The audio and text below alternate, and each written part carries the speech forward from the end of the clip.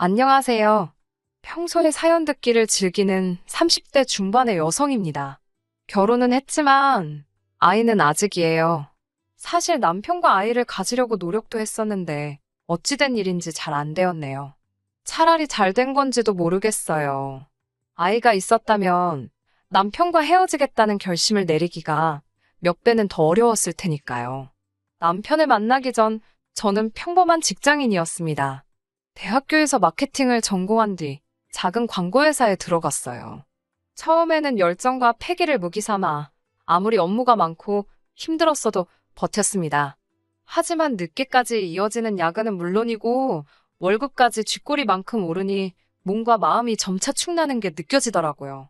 솔직히 돈 벌려고 일하지 봉사활동을 하려고 하는 건 아니잖아요. 뭐, 물론 억울하고 힘든 날들이 이어진다고 해서 무턱대고 이 일을 관둘 수도 없는 노릇이었지요. 또 이 업계가 이직이 쉬운 것도 아니거든요. 다들 아름아름 알다 보니까 소문도 빨리 돌고요. 사정이 그렇다 보니 이래저래 결정을 내리기가 쉽지 않았습니다. 그런데 그 무렵 저희 어머니께서 저에게 감자탕집을 해보지 않겠냐고 물어보시더라고요. 솔직히 그때 제 나이 20대 후반이었습니다.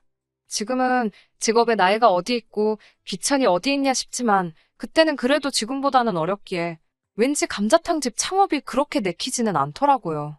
하지만 어머니께선 왜 감자탕집인지 이유를 말씀해 주시는 동시에 망해도 젊었을 때 망해봐야 다시 일어설 수 있지 않겠냐며 저를 설득하셨습니다. 그렇게 직장 생활 5년 만에 사표를 냈어요. 그리고 집에서 멀지 않은 곳에 감자탕집을 열었네요. 처음에 한 반년 동안은 어지간히 고생을 했습니다. 얼마나 팔릴지 예상하고 준비하는 것부터가 일이더라고요. 한동안 정말이지 마이너스이거나 본전치기인 장사만 했지요. 사실 제가 회사를 박차고 나와 장사를 한다는 건 이미 제 주변에 알만한 사람들은 다 알고 있었습니다. 그렇다 보니 쉽게 포기할 수가 없었습니다. 속된 말로 여기서 관두면 그럴 줄 알았어. 그런 소리나 들을 게 뻔했고 쪽팔리잖아요. 그래서 망할 때 망하더라도 되는 데까진 버텨보자라는 심정으로 자의반 타의반 이를 악물고 열심히 했어요. 그러니까 정말로 되더라고요. 이웃들 사이에 눈이 오건 비가 오건 여는 집, 게다가 맛도 좋고 가격도 싼 집으로 소문이 나기 시작하면서 자리를 잡을 수 있었습니다. 그렇게 장사한 지 2년이 채 되지 않았을 무렵 가게 확장까지 했어요. 솔직하게 말씀드릴게요. 제가 말한 집에서 멀지 않은 곳은 사실은 저희 부모님이 소유하고 계시던 작은 건물이었습니다. 이 이야기를 먼저 하면 사람들이 제 노력을 경시하더군요. 하지만 부모님도 그 건물에서 나오는 새로 노후 생활을 하셔야 했기 때문에 월세랑 관리비 모두 꼬박꼬박 제때 드렸습니다. 물론 그럼에도 불구하고 다른 세입자들보다 적어도 마음은 편했겠지요. 그걸 부정하지는 않겠습니다. 그래도 절대로 날로 먹으며 장사한 건 아니라는 걸 분명히 해두고 싶습니다. 그렇게 감자탕집을 차리고 3년이 되었을 무렵 지금의 남편을 소개받았어요. 가게에 자주 오시는 단골 손님께서 주선하신 자리였지요. 손님들 눈에는 제가 성실하고 싹싹한 참한 아가씨로 보였던 모양입니다. 그분이 정말 괜찮은 남자라며 한번 만나보라고 강력하게 추천하셨고 부모님도 그런 손님에게 싫다 소리는 차마 못하시겠다며 저더러 만나보기라도 하라셨습니다. 그 손님이 워낙 마당발인 걸 알았기에 솔직히 장사하는 입장에서 신경을 안 쓸 수가 없었기도 했고요. 그렇게 만나게 된 남편은 처음부터 저에게 굉장히 적극적으로 다가오더군요. 나중에 알고 보니 저에 대해서뿐만 아니라 그 건물이 저희 부모님 거란 사실까지도 이미 다 알고 있었던 모양입니다. 아니길 바라지만 아마 남편도 이런저런 계산을 했었기에 저에게 그렇게 적극적이었던 게 아니었을까 그런 생각이 들기도 해요. 아무튼 그때는 제가 연애를 너무 오랜만에 해서 그런지 남편이 어떤 생각을 하면서 저에게 들이댄 건지는 전혀 짐작조차 못했습니다. 연애라고 해봤자 대학교 1학년 때 2살 많은 오빠를 6개월 남짓 사귄 게 전부였으니까요. 이 세상을, 남자를, 사람을 너무 몰랐던 제 불찰이지요. 남편은 절 좋아한다, 사랑한다, 결혼하고 싶다. 온갖 달콤한 감언이설로 저를 꿰어냈습니다. 그 말을 믿었고 지금도 그때만큼은 진심이었기를 바랍니다만 그래서 결혼을 결심했던 거예요. 연애하는 동안 둘이 엇비슷하게 지출을 하며 데이트를 했기 때문에 남편의 재정 상황 같은 건 걱정하지 않았습니다. 어느 회사에 다니는지도 알고 있었고 그 회사가 월급이 적지 않다는 것도 알고 있었기에 구태여 깊이 하려고 하지 않았기도 하고요. 그러다 결혼 이야기가 진지하게 오가기 시작하면서 남편의 재정 상황을 알게 되었고 솔직히 많이 당황스러웠습니다. 저희 부모님과는 달리 시부모님께서 노후 준비가 되어 있지 않으셨거든요. 살고 계시는 집은 전세였는데 그나마도 다음 계약 때는 전세 보증금을 올려줘야 한다며 몹시 걱정을 하고 계신 상황이었지요. 남편은 그 집에서 시부모님, 그리고 아직 대학을 졸업하지 않은 신우와 다 같이 살고 있었고요. 그나마 다행인 건 당시 아버님께서 건물 관리 일을 하시며 한 달에 200 정도를 벌고 계셨다는 겁니다. 하지만 여전히 남편이 한 달에 50에서 70 정도의 생활비를 보태드리고 있었고 결혼 이후에도 계속해서 보태드려야 하는 건 불보듯 뻔한 상황이었어요. 그 밖에 남편이 모아둔 돈이 6천 정도 있었지만 그것도 뭐 시댁 전세 보증금이라든가 신우등록금이라든가 한마디로 어디에 어떻게 쓰이게 될지 아무도 보장할 수 없는 상황이었습니다. 결혼 전에 이런 재정 상황을 알고도 파혼을 하지 않았던 건 돈만 빼면 괜찮은 사람이라고 생각했기 때문이에요. 연애하는 동안 저에게 큰 소리 한 번 낸 적 없고 마음 상하게 하는 일이 없었습니다. 저희 부모님께도 깍듯하고 동시에 살가웠으니까 단지 돈이 좀 없다는 이유로 헤어짐을 생각한다는 건 상상할 수 없는 일이었지요. 하지만 제가 알고 있는 모습들은 남편의 전부가 아니었습니다. 오히려 제가 보지 못한 많은 면들이 있었더군요. 결혼 생활을 시작하고 나서야 하나둘씩 눈치를 채게 되었고요. 결혼식을 올리고도 처음 한 달 동안은 둘이 같이 살 집을 구하지 못해서 떨어져 지내야만 했습니다. 솔직히 남편이 이거저거 빼고 겨우 3천만 원을 들고 왔으니 제가 7천을 들고 왔음에도 이래저래 여의치 않은 상황이었으니까요. 당시 저는 감자탕집에서 멀지 않은 곳에 위치한 아파트에서 친정부모님과 같이 살고 있었습니다. 친정부모님께선 당신들이 감자탕집이 있는 그 건물로 이사를 가시겠다며 이 아파트에서 신혼살림을 시작하라셨어요. 하지만 그건 말도 안 되는 일이었지요. 조금 설명을 드리자면 그 건물은 4층짜리로 1층은 상가로 2층부터 4층까지는 가정집으로 이루어져 있었습니다. 1층에는 원래 제 감자탕집과 다른 가게가 하나 더 있었는데 그걸 제가 확장하면서 터버린 상황이었고요. 2층부터 4층까지는 각 층마다 2개씩 집이 있었는데 거실 없는 투룸짜리입니다. 친정 부모님께선 당신들이 그곳에 가서 살 테니 저더러 아파트에서 신혼살림을 차리라는 말씀이셨고요. 정말 말도 안 될 일이지요. 나이 드신 부모님께서 조금이라도 나은 환경에 계셔야 하는 게 당연하지 않나요? 결국 부모님과 이런저런 실랑이 끝에 제가 그 투룸으로 들어가기로 했습니다. 솔직히 보증금도 안 받으시고 살게 해주신 것만으로도 너무 감사했어요. 당연히 남편도 저와 같은 마음일 거라 믿었고요. 그런데 이 사실을 남편에게 알렸을 때 남편이 보인 반응은 뜻밖이었습니다.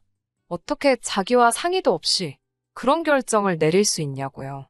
처음에는 자기가 돈을 얼마 못 가져와서 저희 부모님 건물에 들어가서 살게 된 게 자존심이 상해서 저러나 체면이 안 서서 저러나 아니면 죄송스러워서 그러나 뭐 그런 생각이 들었어요. 하지만 그게 아니라 저희 부모님이 양보를 해주신다 하셨으면 감사히 받는 게 예의 아니냐입니다. 그리고 덧붙이는 말은 더 어이가 없었어요. 어차피 저희 부모님께서 어디 살든 크게 상관이 없으신 모양이라며 그러면 자기 가족은 4명이고 저희 가족은 3명이니까 양쪽 집이 바꿔 살아도 되지 않았겠냐입니다. 솔직히 전 그 말을 듣는 순간 남편 머리가 돌아버린 줄 알았어요. 제가 제정신이냐고 진심으로 하는 소리냐고 정말 경멸하는 듯한 눈빛으로 남편을 바라봤던 것 같습니다. 그러자 남편도 아차 싶었는지 그냥 해본 소리라는데 사람이 하는 말 중에 그냥 해본 소리가 어디 있겠어요? 다 마음에 있는데 자기도 모르게 터져나오는 거지. 그래도 그때는 결혼한 지 2달도 안 되었을 때고 남편도 바로 납작 엎드렸기에 그냥 넘어갔습니다. 남편은 회사 생활의 환멸을 느낀다고 했습니다. 아무리 죽어라 일을 하면 뭐하냐고 알아주는 사람이 하나도 없다면서요. 저도 회사 생활을 해봤으니 남편이 무슨 말을 하는 건지 100번이고 1000번이고 이해를 했습니다만 그렇다고 제가 뭐라고 하겠어요. 회사 생활이란 게 원래 다 치사하고 더러운 거다. 좀만 참아라. 그러면서도 남편은 접대 회식은 꼬박꼬박 잘도 가더라고요.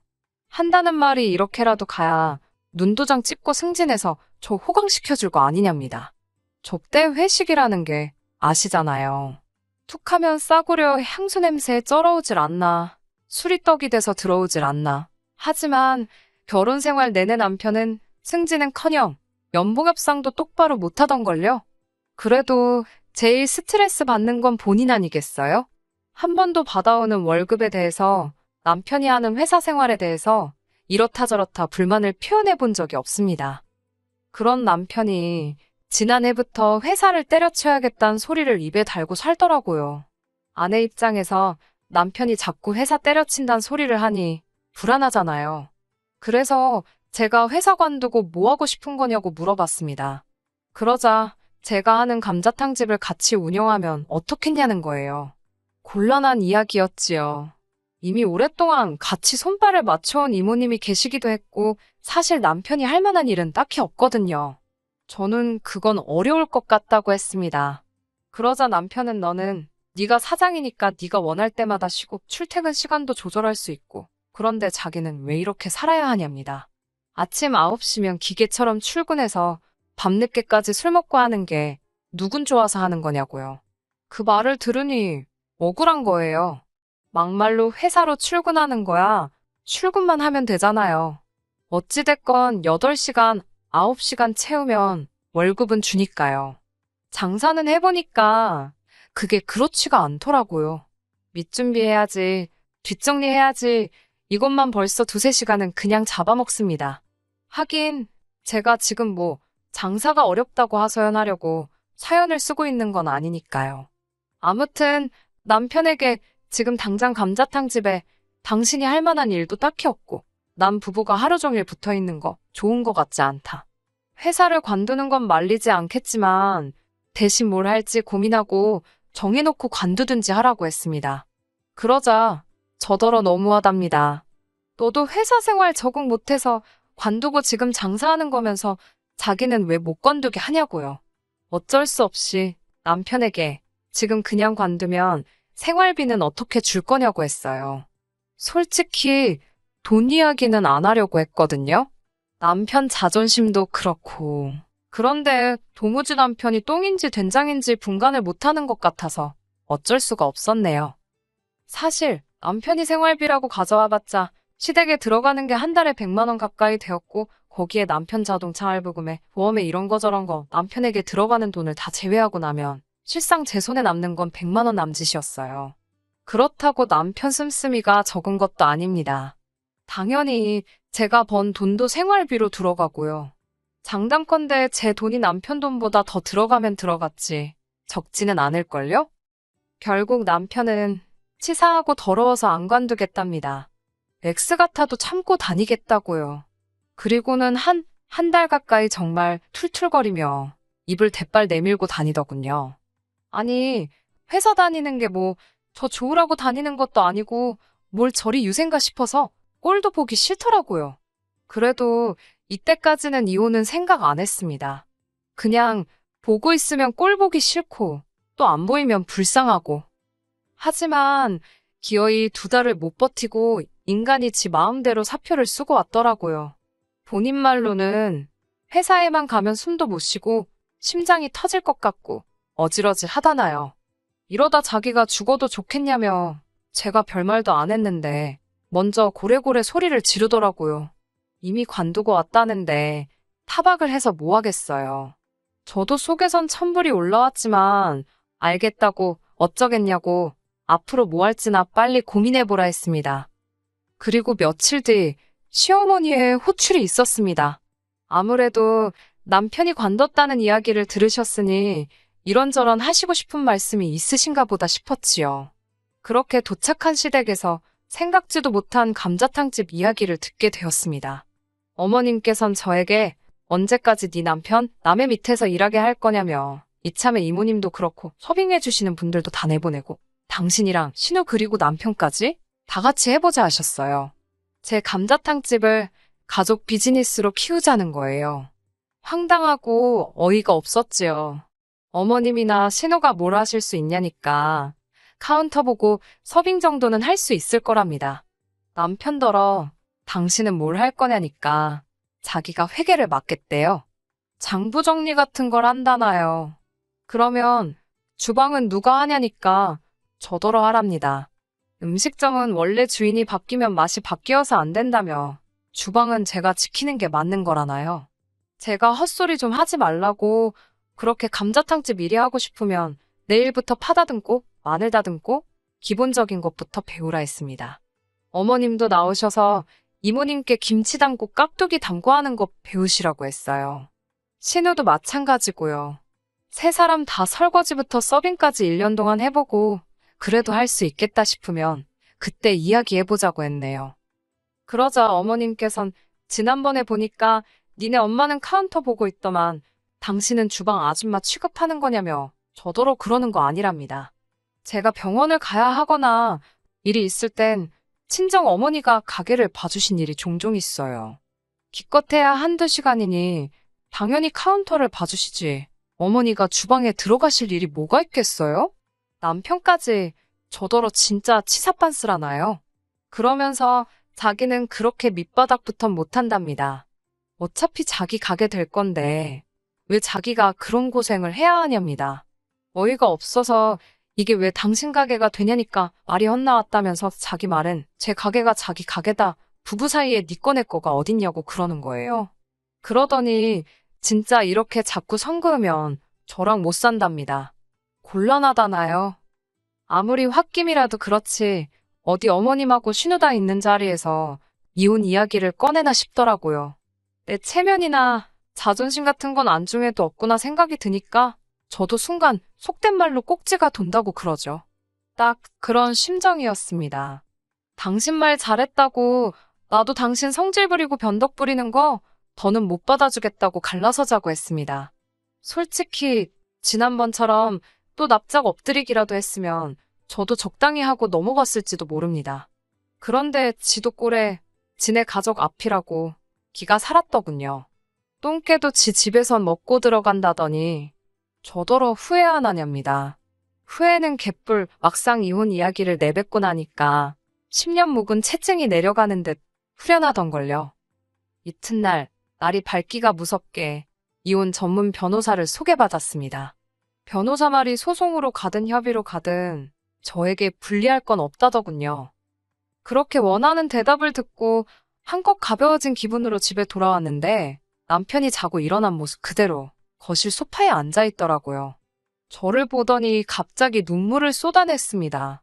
제가 변호사를 만나고 온 걸 알았는지 자긴 이혼하기 싫다대요. 홧김에 가진 것도 없는 자기 자신이 불쌍해서 내뱉은 말이라나요. 그러면서 저 하나만 바라보고 산 자기 인생은 어떻게 할 거냐며 저더러 책임지랍니다. 어처구니가 없어서 정신 차리라고 했어요. 생쇼 그만하라고요. 이후로는 한동안 지저분한 시간이었습니다. 양쪽 어른들까지 알게 되셨으니 정말 쌍욕만 안 했지 오만 소리가 오고 간 건 기본이었고요. 아마 시댁 쪽에서도 변호사를 알아보긴 했던 모양입니다. 다만 자기들이 원하는 대답을 듣지는 못했던 모양이에요. 제가 전부 다 여기 세세하게 적지는 못했지만 소송으로 가면 남편이 저에게 위자료까지 줘야 할 수도 있는 상황이었거든요.